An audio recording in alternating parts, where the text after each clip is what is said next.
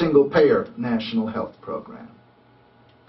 You know, as a conservative, I happen to believe that the only fiscally responsible way to provide health care is to eliminate the profit, the overhead, the red tape, and the interference between doctor and patient of the insurance companies by taking them out of health care altogether.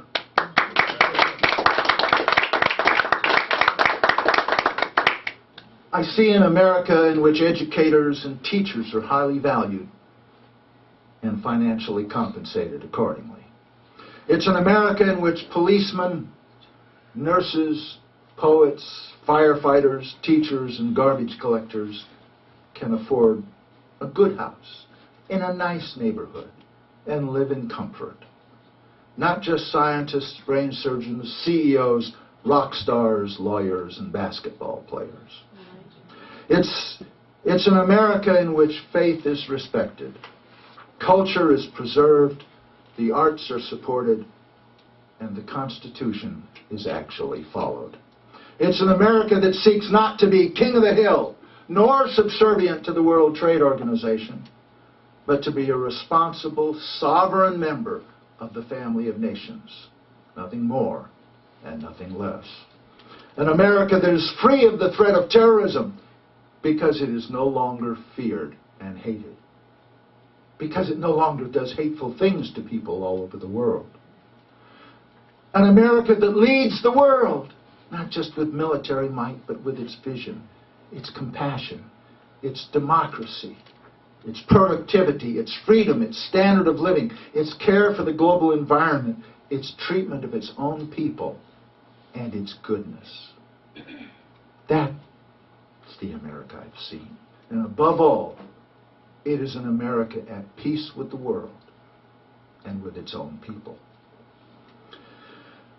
This is the kind of America I have seen, the America our people deserve, and the America we can build. Yes, we can. God bless you and God bless America.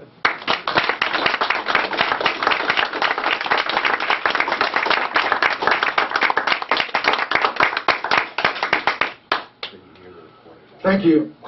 I'm going to make 2 more changes right now.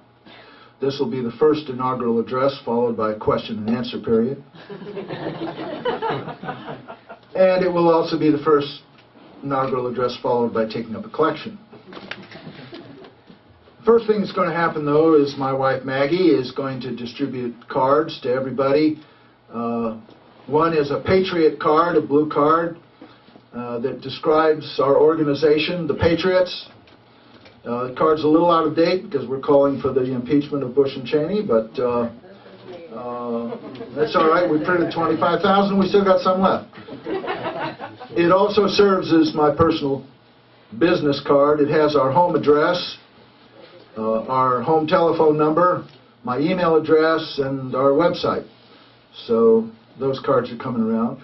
She's also passing out a white card, which is a sign-up card. And you sign up on this card to become a member of the Patriots. Now, it doesn't cost anything. We have no dues. What happens when you sign up is you get our newsletter. I have a few copies here this evening. You get about 2 a year, so you're not going to be inundated with these newsletters. But that's the reason for your snail mail address. Then the email address will get you maybe 5 or 6 email newsletters a year. Again, you know, we're not the kind of folks that send out 20 a day. You know, I get those, I know you get those. We don't do that. We're not going to inundate you. But 5 or 6 times a year, you'll get an email newsletter. So be very careful with your email address. It is our primary means of communication. But if we get one character wrong because we misread your writing, it won't work. And we will never know why, and you won't hear from us, and you will never know why. So please print very carefully your email address. Help us tell the difference between a 0 and an O, difference between a 1 and an L. And upper and lowercase don't matter, so you can use all block letters if you want to. But do print carefully.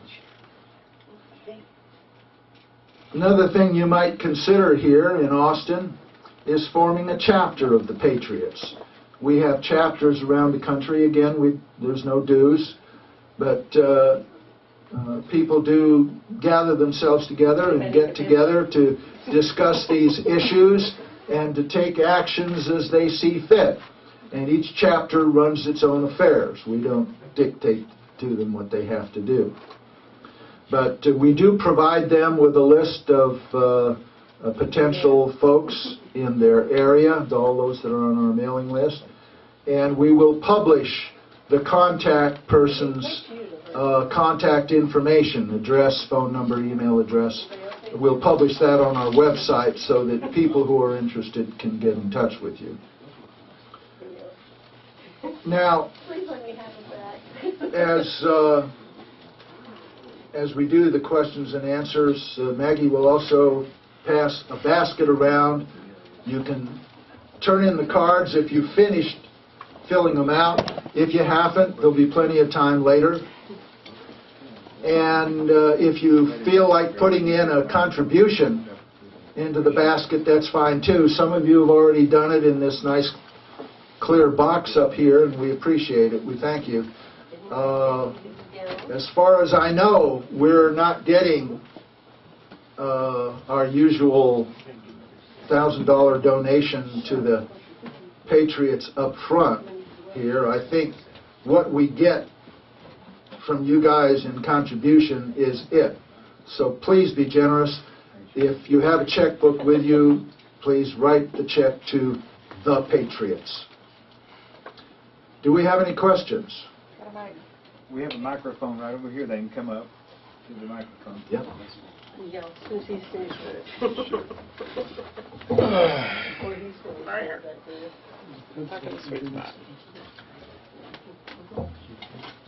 It's Colonel Bowman. Yeah.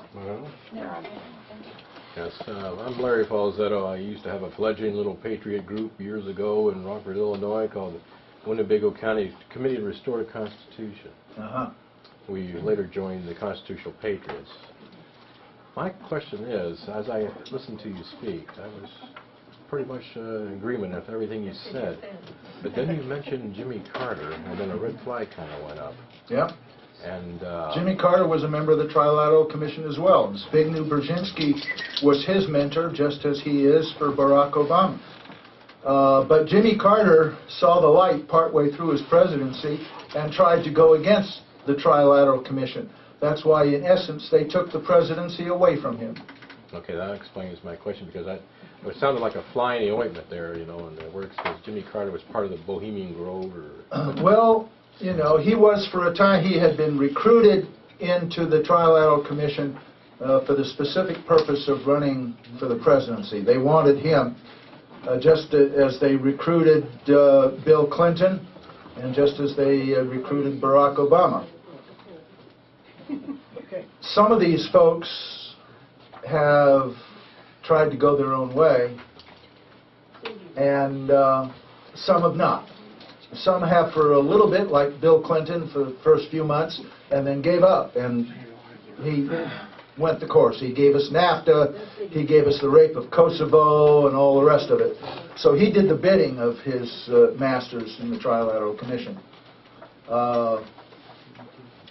Jimmy Carter was the other way around. He went along with them at first, and then he said he was too smart, and he figured out that this wasn't the right thing to do, and he tried to go the other way, and they squashed him like a bug, unfortunately. And one final question. Do you think that Barack Obama will ever find his birth certificate? There's a lot of military men would like to know if they have a commander-in-chief. Yeah. Hear the question. Yeah, the second question was about Barack Obama's birth certificate.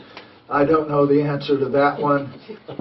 As far as I'm concerned, you know, right now he is President of the United States, is the only one we've got, and we have to make the best of it and try to get him to do what he knows is right. And that at the moment is our best shot. And if it doesn't happen, you know, we keep working, and we keep trying from the grassroots up, and we keep trying to educate our neighbors and our co-workers and our families And